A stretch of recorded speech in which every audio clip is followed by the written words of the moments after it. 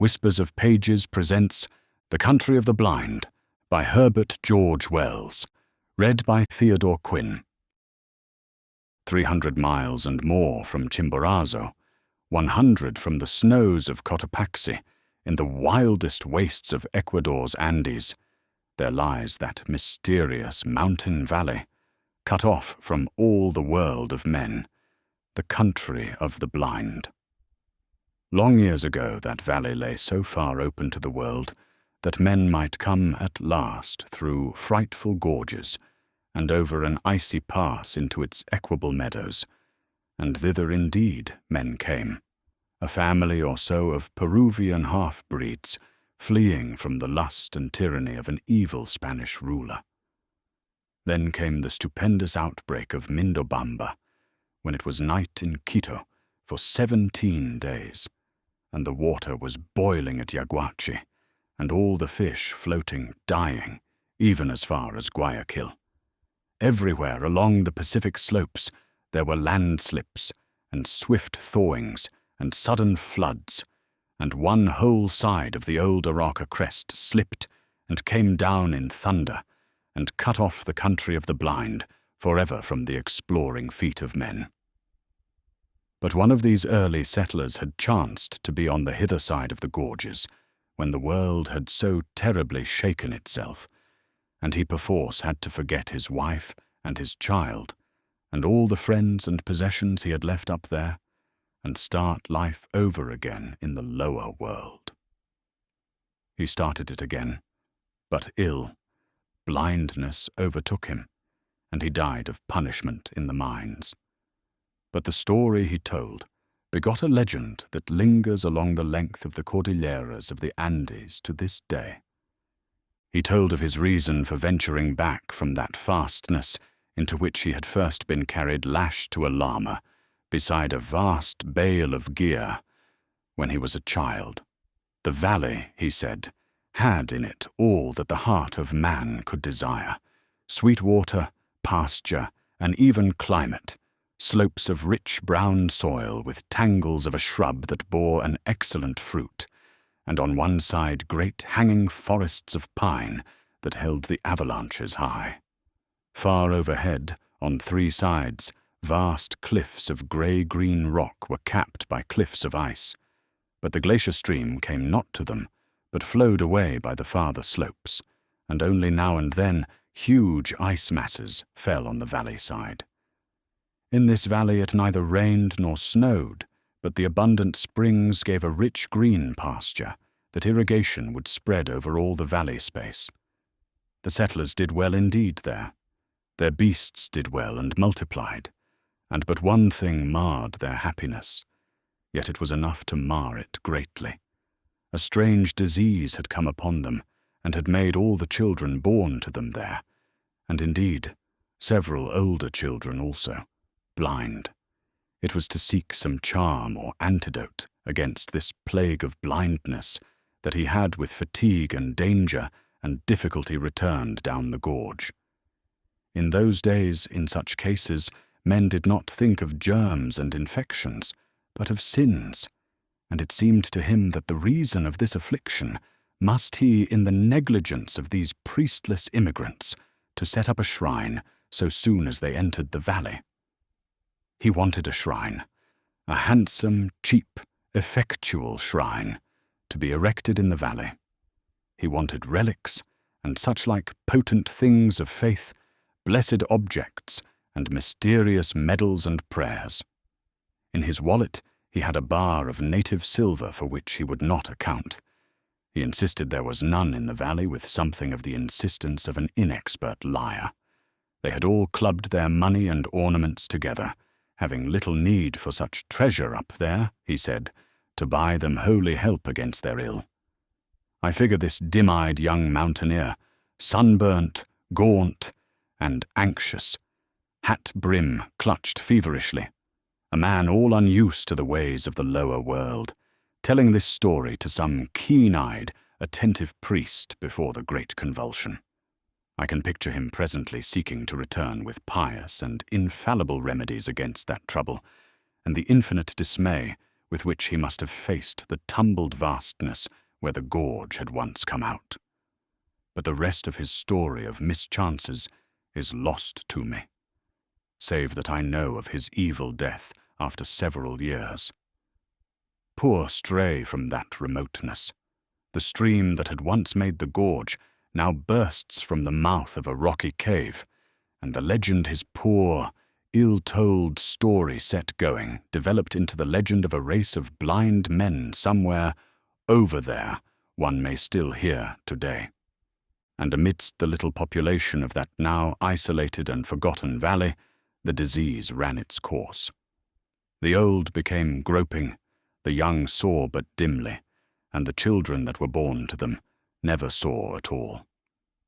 But life was very easy in that snow-rimmed basin, lost to all the world, with neither thorns nor briars, with no evil insects nor any beasts save the gentle breed of llamas they had lugged and thrust and followed up the beds of the shrunken rivers in the gorges up which they had come.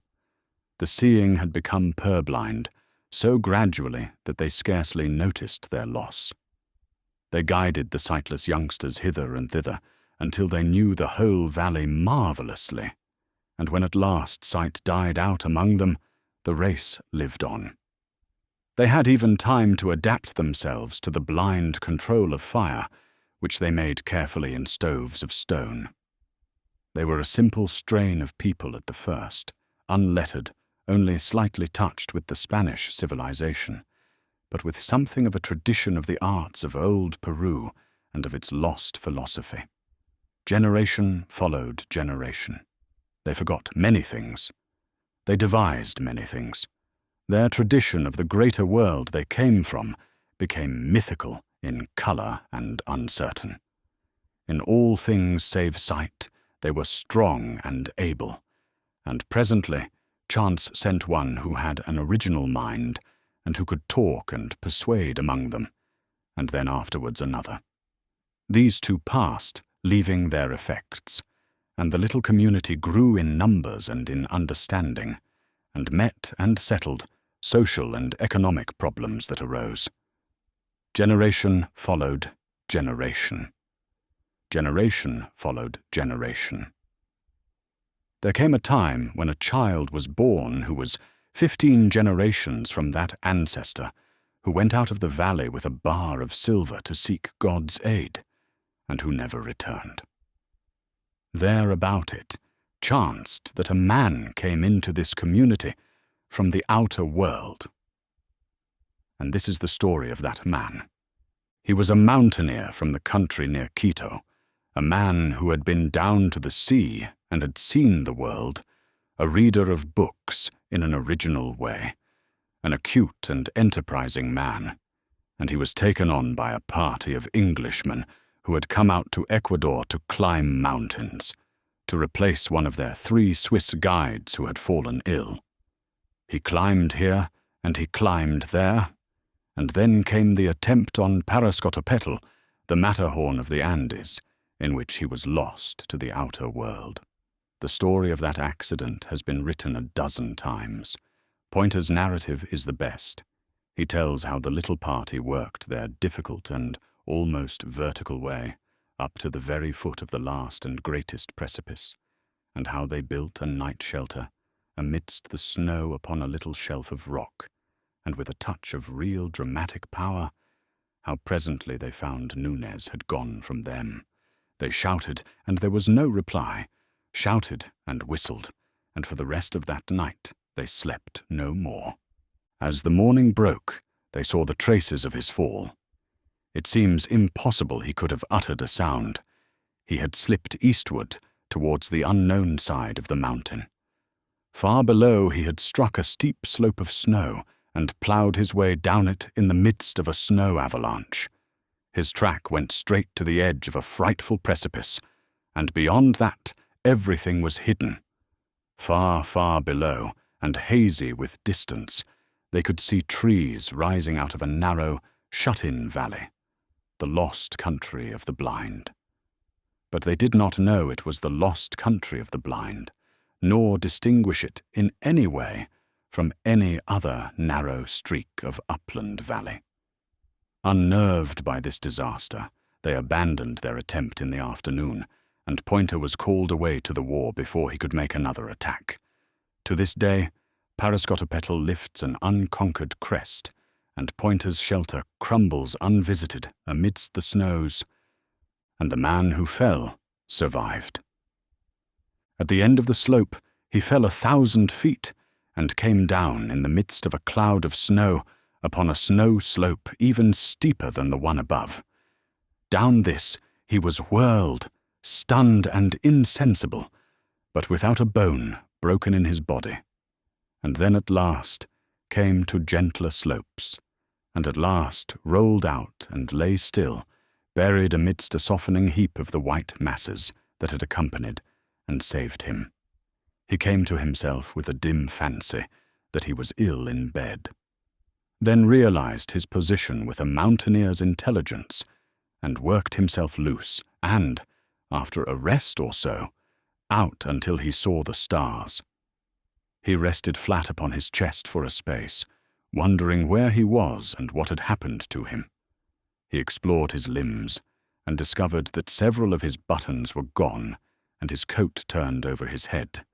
His knife had gone from his pocket, and his hat was lost, though he had tied it under his chin. He recalled that he had been looking for loose stones to raise his piece of the shelter wall. His ice axe had disappeared. He decided he must have fallen, and looked up to see, exaggerated by the ghastly light of the rising moon, the tremendous flight he had taken. For a while he lay, gazing blankly at the vast, pale cliff towering above, rising moment by moment out of a subsiding tide of darkness. Its phantasmal, mysterious beauty held him for a space, and then he was seized with a paroxysm of sobbing laughter. After a great interval of time, he became aware that he was near the lower edge of the snow. Below, down what was now a moonlit and practicable slope, he saw the dark and broken appearance of rock-strewn turf.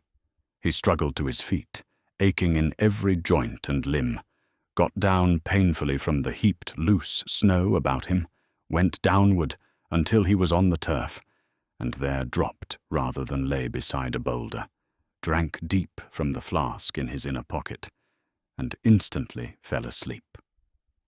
He was awakened by the singing of birds in the trees far below. He sat up and perceived he was on a little alp at the foot of a vast precipice that sloped only a little in the gully, down which he and his snow had come. Over against him, another wall of rock reared itself against the sky. The gorge between these precipices ran east and west, and was full of the morning sunlight, which lit to the westward the mass of fallen mountain that closed the descending gorge. Below him, it seemed there was a precipice equally steep, but behind the snow in the gully he found a sort of chimney cleft, dripping with snow water, down which a desperate man might venture. He found it easier than it seemed, and came at last to another desolate alp, and then, after a rock climb of no particular difficulty, to a steep slope of trees. He took his bearings and turned his face up the gorge, for he saw it opened out above upon green meadows, among which he now glimpsed quite distinctly a cluster of stone huts of unfamiliar fashion. At times his progress was like clambering along the face of a wall, and after a time the rising sun ceased to strike along the gorge. The voices of the singing birds died away, and the air grew cold and dark about him. But the distant valley with its houses was all the brighter for that. He came presently to Talus, and among the rocks he noted, for he was an observant man, an unfamiliar fern that seemed to clutch out of the crevices with intense green hands. He picked a frond or so, and gnawed its stalk, and found it helpful. About midday, he came at last out of the throat of the gorge into the plain and the sunlight. He was stiff and weary. He sat down in the shadow of a rock, filled up his flask with water from a spring, and drank it down, and remained for a time, resting before he went on to the houses. They were very strange to his eyes, and indeed the whole aspect of that valley became, as he regarded it, queerer and more unfamiliar. The greater part of its surface was lush green meadow, starred with many beautiful flowers, irrigated with extraordinary care, and bearing evidence of systematic cropping piece by piece. High up and ringing the valley about was a wall, and what appeared to be a circumferential water channel, from which the little trickles of water that fed the meadow plants came, and on the higher slopes above this flocks of llamas cropped the scanty herbage. Sheds, apparently shelters or feeding places for the llamas, stood against the boundary wall here and there. The irrigation streams ran together into a main channel down the center of the valley, and this was enclosed on either side by a wall breast high. This gave a singularly urban quality to this secluded place, a quality that was greatly enhanced by the fact that a number of paths paved with black and white stones, and each with a curious little curb at the side, ran hither and thither in an orderly manner. The houses of the central village were quite unlike the casual and higgledy-piggledy agglomeration of the mountain villages he knew. They stood in a continuous row on either side of a central street of astonishing cleanness. Here and there their parti-coloured facade was pierced by a door, and not a solitary window broke their even frontage. They were parti-coloured with extraordinary irregularity, smeared with a sort of plaster that was sometimes grey, sometimes drab, sometimes slate-coloured or dark brown. And it was the sight of this wild plastering first brought the word blind into the thoughts of the explorer. The good man who did that, he thought, must have been as blind as a bat. He descended a steep place, and so came to the wall and channel that ran about the valley, near where the latter spouted out its surplus contents into the deeps of the gorge in a thin and wavering thread of cascade. He could now see a number of men and women resting on piled heaps of grass, as if taking a siesta in the remoter part of the meadow, and nearer the village a number of recumbent children, and then, nearer at hand, 3 men carrying pails on yokes along a little path that ran from the encircling wall towards the houses. These latter were clad in garments of llama cloth, and boots, and belts of leather, and they wore caps of cloth with back and ear flaps. They followed one another in single file, walking slowly and yawning as they walked, like men who have been up all night. There was something so reassuringly prosperous and respectable in their bearing that after a moment's hesitation, Nunez stood forward as conspicuously as possible upon his rock and gave vent to a mighty shout that echoed round the valley. The 3 men stopped and moved their heads as though they were looking about them. They turned their faces this way and that, and Nunez gesticulated with freedom. But they did not appear to see him for all his gestures, and after a time, directing themselves towards the mountains far away to the right, they shouted as if in answer. Nunez bawled again, and then once more, and as he gestured ineffectually, the word blind came up to the top of his thoughts.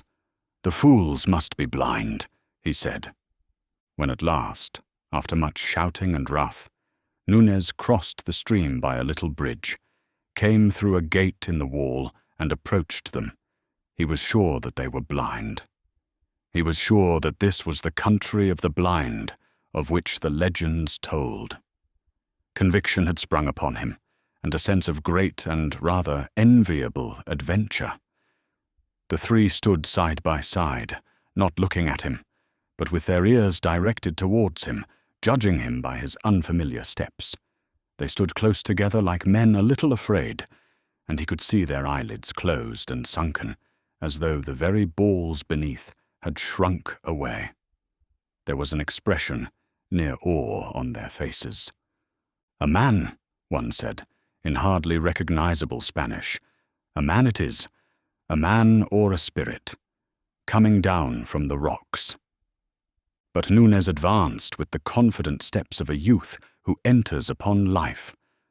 All the old stories of the lost valley and the country of the blind had come back to his mind, and through his thoughts ran this old proverb, as if it were a refrain. In the country of the blind, the one-eyed man is king. In the country of the blind, the one-eyed man is king. And very civilly he gave them greeting. He talked to them and used his eyes. "Where does he come from, Brother Pedro?" asked one. "Down out of the rocks." "Over the mountains I come," said Nunez, "out of the country beyond there, where men can see.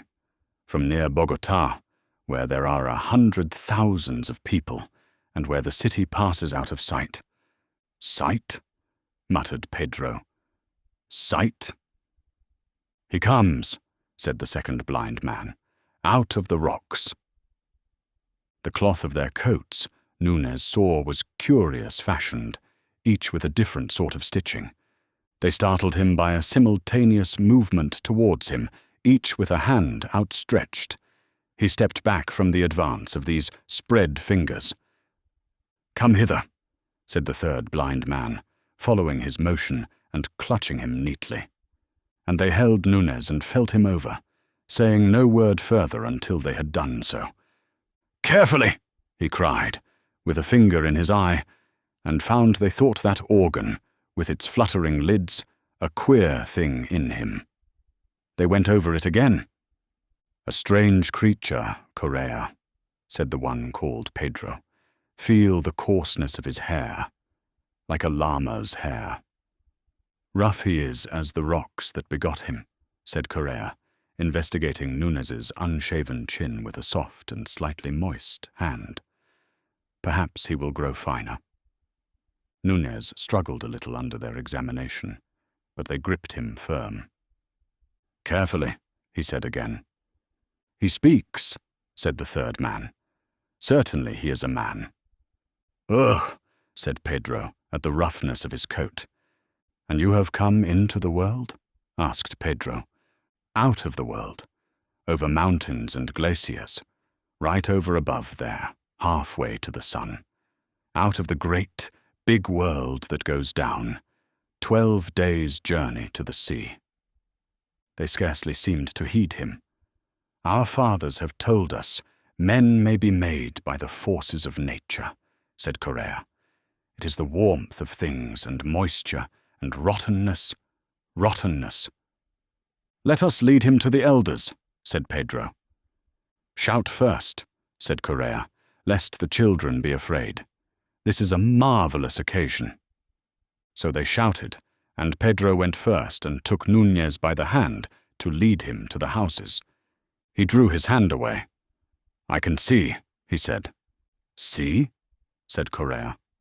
"Yes, see," said Nunez, turning towards him, and stumbled against Pedro's pail. "His senses are still imperfect," said the third blind man. "He stumbles and talks unmeaning words. Lead him by the hand." "As you will," said Nunez, and was led along laughing. It seemed they knew nothing of sight. Well, all in good time he would teach them. He heard people shouting, and saw a number of figures gathering together in the middle roadway of the village.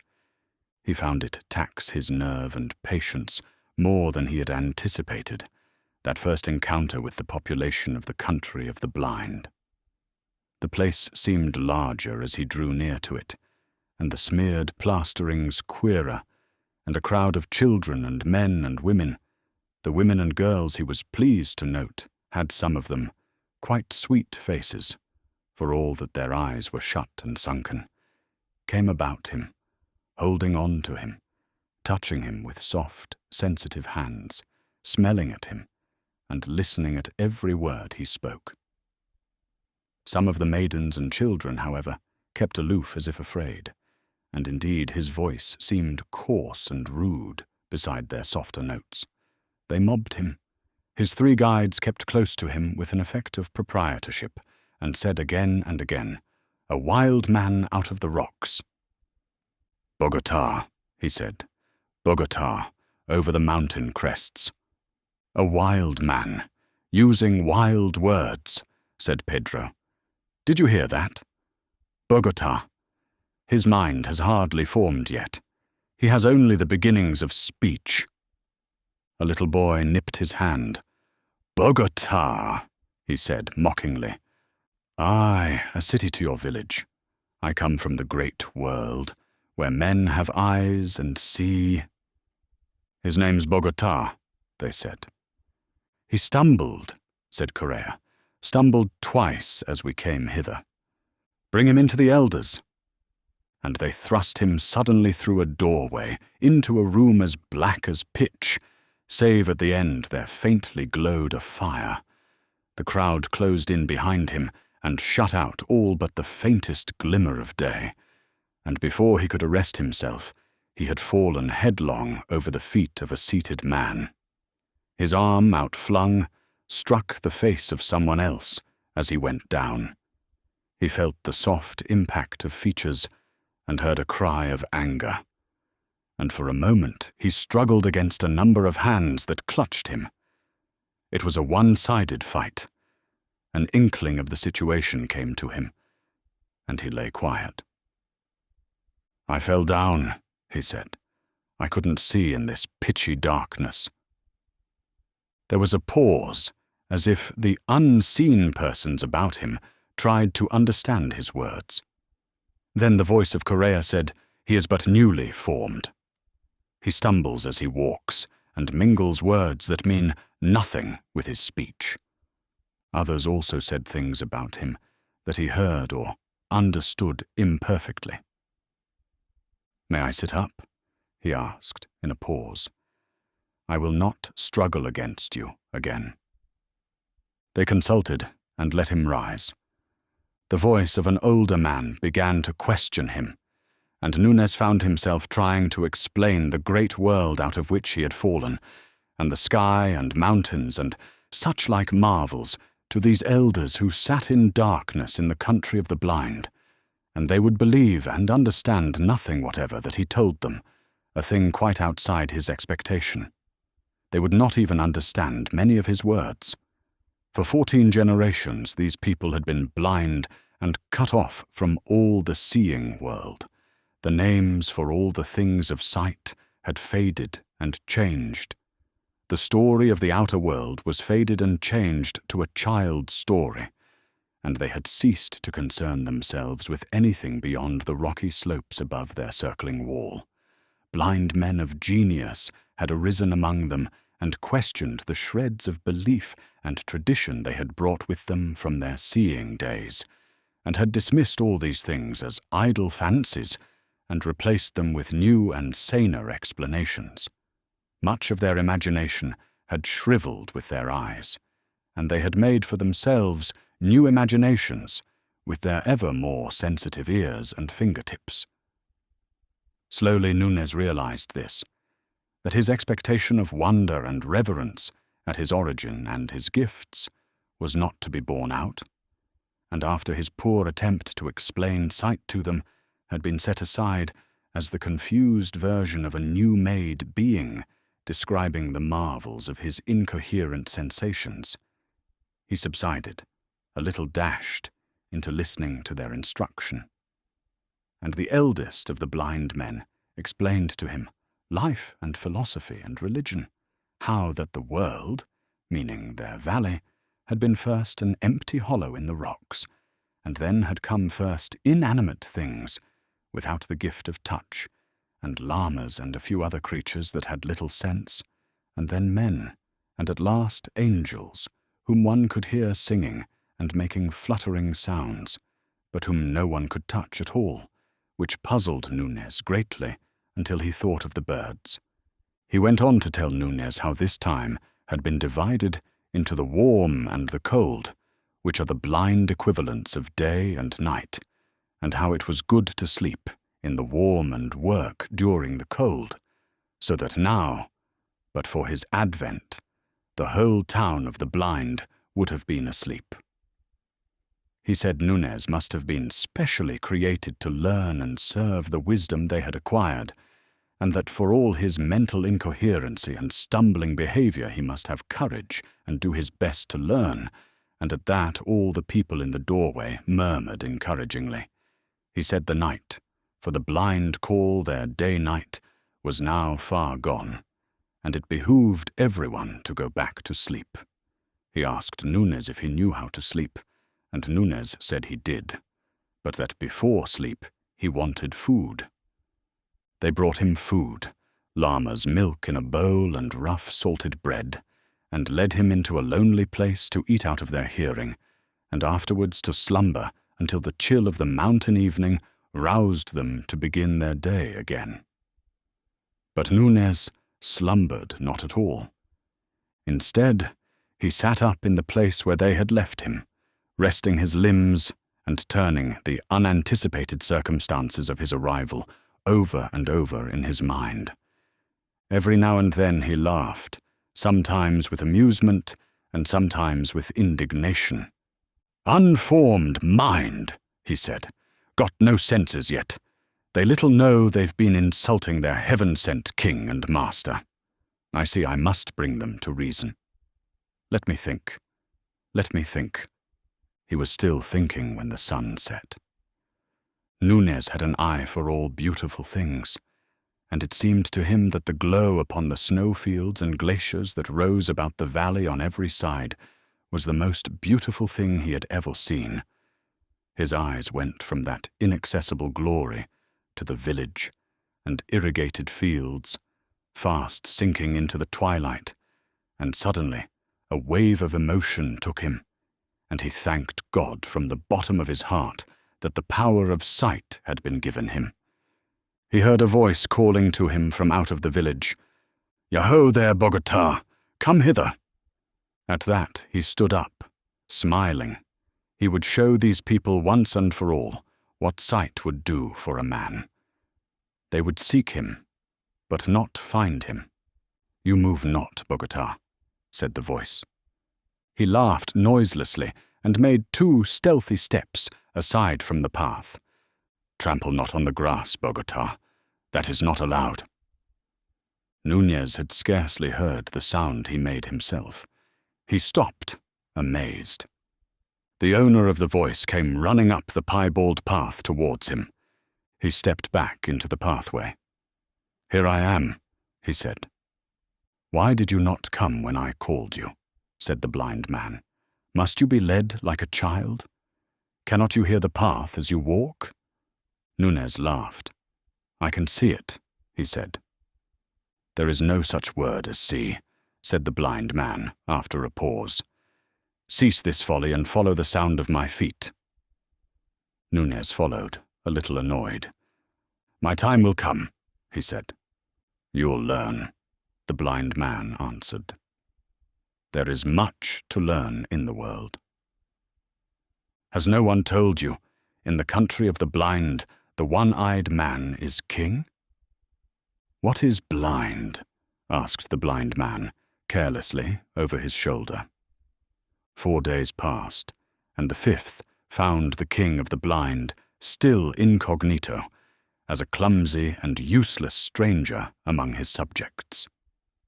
It was, he found, much more difficult to proclaim himself than he had supposed, and in the meantime, while he meditated his coup d'etat, he did what he was told, and learnt the manners and customs of the country of the blind. He found working and going about at night a particularly irksome thing, and he decided that that should be the first thing he would change. They led a simple, laborious life, these people, with all the elements of virtue and happiness as these things can be understood by men. They toiled, but not oppressively. They had food and clothing sufficient for their needs. They had days and seasons of rest. They made much of music and singing, and there was love among them and little children. It was marvelous with what confidence and precision they went about their ordered world. Everything, you see, had been made to fit their needs. Each of the radiating paths of the valley area had a constant angle to the others, and was distinguished by a special notch upon its curbing. All obstacles and irregularities of path or meadow had long since been cleared away. All their methods and procedure arose naturally from their special needs. Their senses had become marvelously acute. They could hear and judge the slightest gesture of a man a dozen paces away, could hear the very beating of his heart.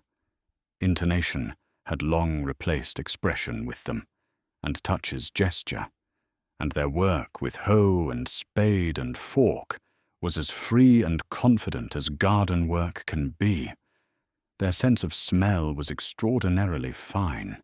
They could distinguish individual differences as readily as a dog can, and they went about the tending of llamas who lived among the rocks above and came to the wall for food and shelter with ease and confidence. It was only when at last Nunez sought to assert himself that he found how easy and confident their movements could be. He rebelled only after he had tried persuasion. He tried at first on several occasions to tell them of sight. "Look you here, you people," he said. "There are things you do not understand in me." Once or twice, one or two of them attended to him. They sat with faces downcast and ears turned intelligently towards him, and he did his best to tell them what it was to see. Among his hearers was a girl, with eyelids less red and sunken than the others, so that one could almost fancy she was hiding eyes, whom especially he hoped to persuade. He spoke of the beauties of sight, of watching the mountains, of the sky and the sunrise, and they heard him with amused incredulity that presently became condemnatory. They told him there were indeed no mountains at all, but that the end of the rocks where the llamas grazed was indeed the end of the world. Thence sprang a cavernous roof of the universe, from which the dew and the avalanches fell, and when he maintained stoutly the world had neither end nor roof such as they supposed, they said his thoughts were wicked.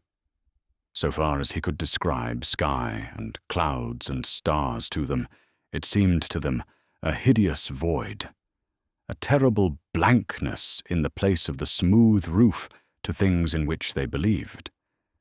It was an article of faith with them that the cavern roof was exquisitely smooth to the touch.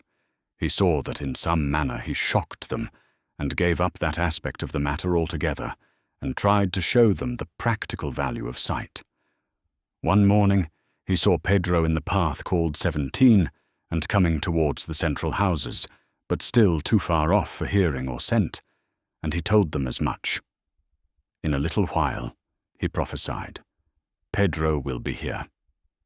An old man remarked that Pedro had no business on path 17, and then, as if in confirmation, that individual, as he drew near, turned and went transversely into path 10, and so back with nimble paces towards the outer wall. They mocked Nunez when Pedro did not arrive, and afterwards, when he asked Pedro questions to clear his character, Pedro denied and outfaced him, and was afterwards hostile to him. Then he induced them to let him go a long way up the sloping meadows towards the wall with one complacent individual, and to him he promised to describe all that happened among the houses. He noted certain goings and comings, but the things that really seemed to signify to these people happened inside of or behind the windowless houses, the only things they took note of to test him by. And of those he could see or tell nothing, and it was after the failure of this attempt and the ridicule they could not repress that he resorted to force.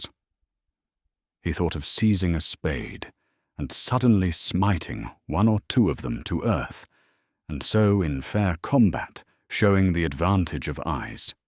He went so far with that resolution as to seize his spade, and then he discovered a new thing about himself, and that was that it was impossible for him to hit a blind man in cold blood. He hesitated and found them all aware that he had snatched up the spade. They stood all alert, with their heads on one side, and bent ears towards him for what he would do next. "Put that spade down," said one, and he felt a sort of helpless horror. He came near obedience. Then he had thrust one backwards against a house wall and fled past him and out of the village. He went athwart one of their meadows, leaving a track of trampled grass behind his feet, and presently sat down by the side of one of their ways. He felt something of the buoyancy that comes to all men in the beginning of a fight, but more perplexity. He began to realize that you cannot even fight happily with creatures who stand upon a different mental basis to yourself. Far away, he saw a number of men carrying spades and sticks come out of the street of houses and advance in a spreading line along the several paths towards him. They advanced slowly, speaking frequently to one another, and ever and again the whole cordon would halt and sniff the air and listen. The first time they did this, Nunez laughed. But afterwards he didn't laugh. One struck his trail in the meadow grass and came stooping and feeling his way along it.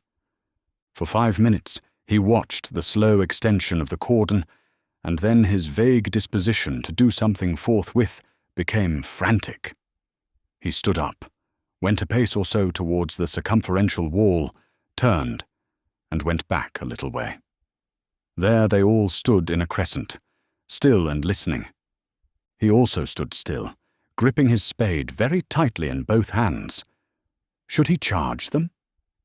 The pulse in his ears ran into the rhythm of, "In the country of the blind, the one-eyed man is king." Should he charge them? He looked back at the high and unclimbable wall behind, unclimbable because of its smooth plastering, but withal pierced with many little doors and at the approaching line of seekers. Behind these others were now coming out of the street of houses. Should he charge them? "Bogota!" called one. "Bogota, where are you?" He gripped his spade still tighter and advanced down the meadows towards the place of habitations, and directly he moved, they converged upon him. "I'll hit them if they touch me," he swore. "By heaven I will! I'll hit!" He called aloud, "Look here! I'm going to do what I like in this valley. Do you hear? I'm going to do what I like, and go where I like." They were moving in upon him quickly, groping yet moving rapidly. It was like playing blind man's buff, with everyone blindfolded, except one. "Get hold of him!" cried one. He found himself in the arc of a loose curve of pursuers. He felt suddenly he must be active and resolute. "You don't understand," he cried, in a voice that was meant to be great and resolute, and which broke. "You are blind, and I can see. Leave me alone. Bogota, put down that spade and come off the grass." The last order, grotesque in its urban familiarity, produced a gust of anger. "I'll hurt you," he said, sobbing with emotion. "By heaven, I'll hurt you. Leave me alone." He began to run, not knowing clearly where to run. He ran from the nearest blind man, because it was a horror to hit him. He stopped, and then made a dash to escape from their closing ranks. He made for where a gap was wide, and the men on either side, with a quick perception of the approach of his paces, rushed in on one another. He sprang forward, and then saw he must be caught. And swish! The spade had struck. He felt the soft thud of hand and arm, and the man was down with a yell of pain, and he was through, and then he was close to the street of houses again, and blind men, whirling spades and stakes, were running with a reasoned swiftness hither and thither. He heard steps behind him just in time, and found a tall man rushing forward and swiping at the sound of him. He lost his nerve, hurled his spade a yard wide of this antagonist, and whirled about and fled, fairly yelling as he dodged another. He was panic-stricken. He ran furiously to and fro, dodging when there was no need to dodge, and in his anxiety to see on every side of him at once, stumbling. For a moment he was down, and they heard his fall. Far away in the circumferential wall, a little doorway looked like heaven, and he set off in a wild rush for it. He did not even look round at his pursuers until it was gained, and he had stumbled across the bridge, clambered a little way among the rocks, to the surprise and dismay of a young llama, who went leaping out of sight, and lay down sobbing for breath. And so his coup d'etat came to an end. He stayed outside the wall of the Valley of the Blind for 2 nights and days without food or shelter, and meditated upon the unexpected. During these meditations, he repeated very frequently, and always with a profounder note of derision, the exploded proverb, "In the country of the blind, the one-eyed man is king." He thought chiefly of ways of fighting and conquering these people, and it grew clear that for him no practicable way was possible. He had no weapons, and now it would be hard to get one. The canker of civilization had got to him even in Bogotá, and he could not find it in himself to go down and assassinate a blind man. Of course, if he did that, he might then dictate terms on the threat of assassinating them all. But sooner or later, he must sleep. He tried also to find food among the pine trees, to be comfortable under pine boughs while the frost fell at night, and, with less confidence, to catch a llama by artifice in order to try to kill it, perhaps by hammering it with a stone, and so finally perhaps to eat some of it. But the llamas had a doubt of him, and regarded him with distrustful brown eyes, and spat when he drew near. Fear came on him the second day, and fits of shivering. Finally he crawled down to the wall of the country of the blind, and tried to make his terms. He crawled along by the stream, shouting, until 2 blind men came out to the gate and talked to him. "I was mad," he said, "but I was only newly made." They said that was better. He told them he was wiser now, and repented of all he had done. Then he wept without intention, for he was very weak and ill now, and they took that as a favorable sign. They asked him if he still thought he could see. "No," he said, "that was folly. The word means nothing, less than nothing." They asked him what was overhead. "About 10 times 10, the height of a man there is a roof above the world, of rock, and very, very smooth." He burst again into hysterical tears. "Before you ask me any more, give me some food or I shall die." He expected dire punishments, but these blind people were capable of toleration. They regarded his rebellion as but one more proof of his general idiocy and inferiority, and after they had whipped him, they appointed him to do the simplest and heaviest work they had for anyone to do, and he, seeing no other way of living, did submissively what he was told. He was ill for some days, and they nursed him kindly. That refined his submission.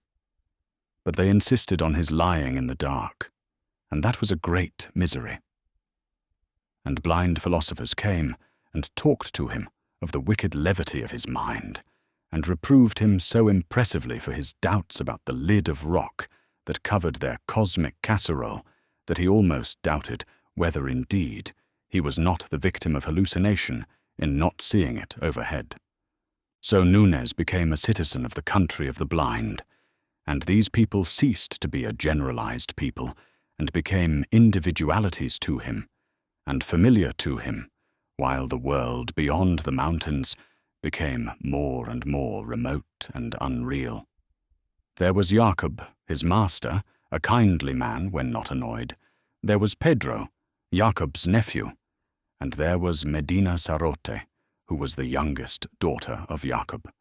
She was little esteemed in the world of the blind, because she had a clear-cut face and lacked that satisfying, glossy smoothness that is the blind man's ideal of feminine beauty.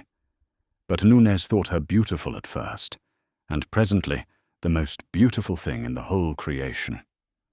Her closed eyelids were not sunken and red after the common way of the valley, but lay as though they might open again at any moment, and she had long eyelashes, which were considered a grave disfigurement, and her voice was weak and did not satisfy the acute hearing of the valley swains, so that she had no lover.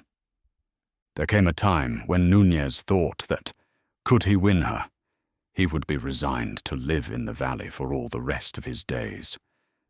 He watched her. He sought opportunities of doing her little services, and presently he found that she observed him. Once at a rest-day gathering, they sat side by side in the dim starlight, and the music was sweet. His hand came upon hers, and he dared to clasp it.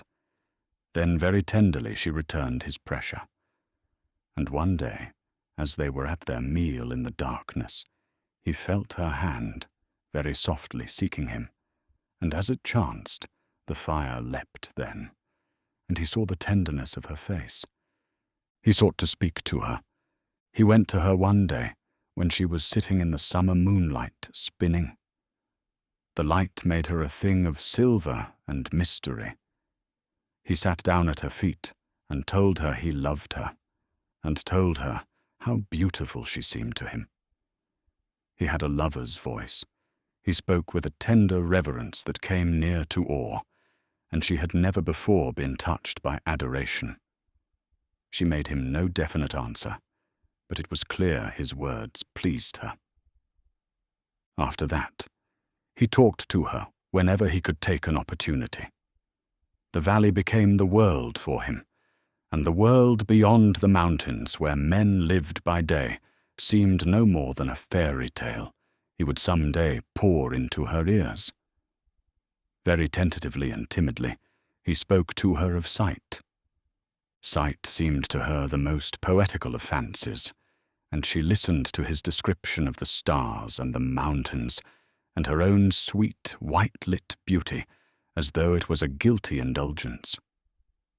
She did not believe, she could only half understand, but she was mysteriously delighted, and it seemed to him that she completely understood.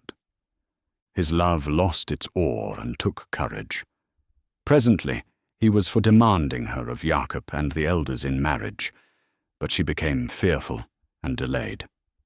And it was one of her elder sisters who first told Jacob that Medina Sarote and Nunez were in love. There was from the first very great opposition to the marriage of Nunez and Medina Sarote, not so much because they valued her, as because they held him as a being apart, an idiot, incompetent thing below the permissible level of a man. Her sisters opposed it bitterly as bringing discredit on them all. And old Jacob, though he had formed a sort of liking for his clumsy, obedient serf, shook his head and said the thing could not be. The young men were all angry at the idea of corrupting the race, and one went so far as to revile and strike Nunez. He struck back. Then for the first time he found an advantage in seeing, even by twilight, and after that fight was over, no one was disposed to raise a hand against him. But they still found his marriage impossible. Old Jacob had a tenderness for his last little daughter, and was grieved to have her weep upon his shoulder. "You see, my dear, he's an idiot.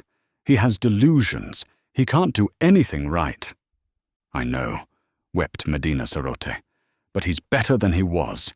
He's getting better. And he's strong, dear father, and kind, stronger and kinder than any other man in the world. And he loves me. And father, I love him." Old Jacob was greatly distressed to find her inconsolable, and besides, what made it more distressing, he liked Nunez for many things. So he went and sat in the windowless council chamber with the other elders, and watched the trend of the talk and said, at the proper time, "He's better than he was. Very likely, some day, we shall find him as sane as ourselves." Then afterwards, one of the elders, who thought deeply had an idea. He was a great doctor among these people, their medicine man, and he had a very philosophical and inventive mind, and the idea of curing Nunez of his peculiarities appealed to him. One day when Jacob was present, he returned to the topic of Nunez. "I have examined Nunez," he said, "and the case is clearer to me. I think very probably he might be cured." "This is what I have always hoped," said old Jacob. "His brain is affected," said the blind doctor. The elders murmured assent. "Now, what affects it?" "Ah," said old Jacob. "This," said the doctor, answering his own question. "Those queer things that are called the eyes, and which exist to make an agreeable depression in the face, are diseased, in the case of Nunez, in such a way as to affect his brain. They are greatly distended, he has eyelashes, and his eyelids move, and consequently his brain is in a state of constant irritation and distraction." "Yes?" said old Jacob. "Yes? And I think I may say with reasonable certainty that, in order to cure him complete, all that we need to do is a simple and easy surgical operation, namely to remove these irritant bodies." "And then he will be sane?" "Then he will be perfectly sane, and a quite admirable citizen." "Thank heaven for science," said old Jacob, and went forth at once to tell Nunez of his happy hopes. But Nunez's manner of receiving the good news struck him as being cold and disappointing. "One might think," he said, "from the tone you take that you did not care for my daughter." It was Medina Sarote who persuaded Nunez to face the blind surgeons. "You do not want me," he said, "to lose my gift of sight?" She shook her head. "My world is sight." Her head drooped lower. "There are the beautiful things, the beautiful little things, the flowers, the lichens amidst the rocks, the light and softness on a piece of fur, the far sky with its drifting dawn of clouds, the sunsets and the stars. And there is you. For you alone it is good to have sight, to see your sweet, serene face, your kindly lips, your dear, beautiful hands folded together. It is these eyes of mine you won, these eyes that hold me to you, that these idiots seek. Instead, I must touch you, hear you, and never see you again. I must come under that roof of rock and stone and darkness, that horrible roof under which your imaginations stoop. No, you would not have me do that." A disagreeable doubt had arisen in him. He stopped and left the thing a question. "I wish," she said. "Sometimes." She paused. "Yes?" he said, a little apprehensively. "I wish sometimes you would not talk like that." "Like what?" "I know it's pretty. It's your imagination. I love it, but now—" He felt cold. "Now," he said, faintly. She sat quite still. "You mean, you think I should be better? Better perhaps." He was realizing things very swiftly. He felt anger, perhaps, anger at the dull course of fate, but also sympathy for her lack of understanding, a sympathy near akin to pity. "Dear," he said, and he could see by her whiteness how tensely her spirit pressed against the things she could not say. He put his arms about her, he kissed her ear, and they sat for a time in silence. "If I were to consent to this?" he said at last, in a voice that was very gentle. She flung her arms about him, weeping wildly. "Oh, if you would," she sobbed. "If only you would." For a week before the operation that was to raise him from his servitude and inferiority to the level of a blind citizen, Nunez knew nothing of sleep, and all through the warm, sunlit hours, while the others slumbered happily, He sat brooding or wandered aimlessly, trying to bring his mind to bear on his dilemma. He had given his answer, he had given his consent, and still he was not sure. And at last work time was over. The sun rose in splendor over the golden crests, and his last day of vision began for him. He had a few minutes with Medina Sarote before she went apart to sleep. "Tomorrow," he said, "I shall see no more." "Dear heart," she answered, and pressed his hands with all her strength. "They will hurt you but little," she said, "and you are going through this pain. You are going through it, dear lover. For me. Dear, if a woman's heart and life can do it, I will repay you. My dearest one. My dearest, with the tender voice, I will repay." He was drenched in pity for himself and her. He held her in his arms and pressed his lips to hers and looked on her sweet face for the last time. "Goodbye," he whispered to that dear sight. "Goodbye." And then in silence he turned away from her. She could hear his slow retreating footsteps, and something in the rhythm of them threw her into a passion of weeping. He walked away. He had fully meant to go to a lonely place where the meadows were beautiful with white narcissus, and there remain until the hour of his sacrifice should come. But as he walked, he lifted up his eyes and saw the morning like an angel in golden armor, marching down the steeps. It seemed to him that before this splendor, he and this blind world in the valley, and his love and all, were no more than a pit of sin. He did not turn aside as he had meant to do, but went on and passed through the wall of the circumference and out upon the rocks, and his eyes were always upon the sunlit ice and snow. He saw their infinite beauty, and his imagination soared over them to the things beyond he was now to resign forever. He thought of that great, free world that he was parted from, the world that was his own, and he had a vision of those further slopes, distance beyond distance, with Bogotá, a place of multitudinous, stirring beauty, a glory by day, a luminous mystery by night, a place of palaces and fountains and statues and white houses lying beautifully in the middle distance. He thought how for a day or so one might come down through passes, drawing ever nearer and nearer to its busy streets and ways. He thought of the river journey, day by day, from great Bogotá to the still vaster world beyond, through towns and villages, forest and desert places, the rushing river day by day, until its banks receded, and the big steamers came splashing by, and one had reached the sea, the limitless sea, with its 1,000 islands, its thousands of islands, and its ships seen dimly far away in their incessant journeyings round and about that greater world.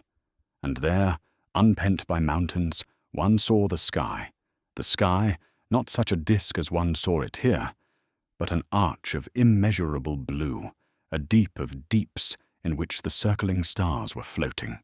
His eyes scrutinized the great curtain of the mountains with a keener inquiry.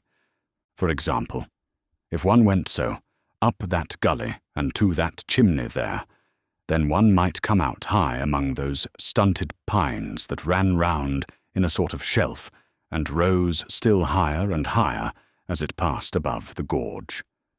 And then, that talus might be managed. Thence perhaps a climb might be found to take him up to the precipice that came below the snow. And if that chimney failed, then another farther to the east might serve his purpose better. And then one would be out upon the amber-lit snow there, and halfway up to the crest of those beautiful desolations. And suppose one had good fortune. He glanced back at the village, then turned right round and regarded it with folded arms. He thought of Medina Sarote, and she had become small and remote. He turned again towards the mountain wall down which the day had come to him. Then, very circumspectly, he began his climb. When sunset came, he was no longer climbing, but he was far and high. His clothes were torn, his limbs were blood-stained, he was bruised in many places, but he lay as if he were at his ease, and there was a smile on his face.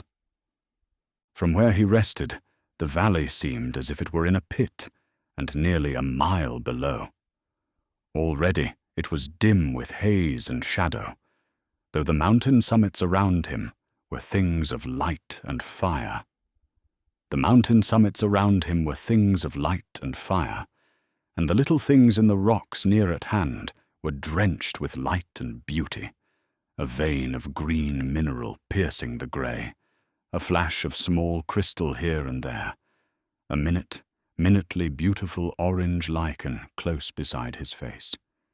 There were deep, mysterious shadows in the gorge, blue deepening into purple, and purple into a luminous darkness, and overhead was the illimitable vastness of the sky. But he heeded these things no longer, but lay quite still there, smiling as if he were content now merely to have escaped from the valley of the blind, in which he had thought to be king. And the glow of the sunset passed, and the night came, and still he lay there under the cold, clear stars. If you enjoy our audiobooks, please subscribe to stay updated with our latest releases. Happy listening, and see you in the next audiobook.